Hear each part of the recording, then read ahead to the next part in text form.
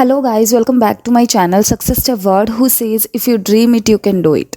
So guys, we are back and today we'll discuss about the final test, which is speaking test, and this test assess your use of spoken English. It is recorded by the examiner. To be more precise, it's like an oral interview between the test taker and the examiner. Clear? For this test, the total timing is about 11 to 15 or sometimes more than that. Now I will tell you about the parts of this test. It has 3 parts, part 1, part 2, part 3, and each part fulfills a specific function in terms of interaction pattern, task input and test taker's output. Clear? So firstly I'll talk about part 1, which is an introductory part. In this part, the examiner introduces him or herself and checks the test taker's identity. After that, they ask the candidate some general questions about yourself and a range of familiar topics such as home, family, work, studies and interest. This part lasts for 4 to 5 minutes. The first part is just to make you feel comfortable. It's all about first part. Now we'll move to the second part, which is known as long turn or cue card part. This part is the individual long turn. The examiner gives the test takers a task card which asks the candidate to talk about a particular topic,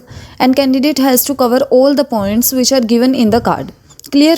For this, you are given a pencil and paper to make notes in just 1 minute, and then the examiner asks the test taker to talk for 1 to 2 minutes on the same topic. Finally, the bullet point is that using the points on the task card effectively and making notes during the preparation time will help the test taker think of appropriate things to say, structure their ideas and keep talking for 2 minutes. Clear? This part lasts for 3 minutes including the preparation time. Now it's time to discuss about final and most important part, which is part 3, known as discussion or follow-ups round. In this part, the examiner asks numerous questions to the task taker related to the topic in part 2 in a more general way. In this part, you have to give long and appropriate answer with explanation and examples. This part takes 7 to 8 minutes, and this is the most important and somewhere difficult part also. So you have to prepare for this part a lot. Now we'll talk about the marking criteria. Firstly, fluency and coherence. This refers to the ability to talk with normal level of continuity, effort, and to link ideas and language together to form connected speech. For this part, you should work on your fluency before taking the test and avoid unnecessary pauses. Clear? Now after that, lexical resources. This refers to the range of vocabulary, phrases, and idioms used. For this, you have to get familiar with different words like synonyms, antonyms, and idioms. Next is grammatical range and accuracy.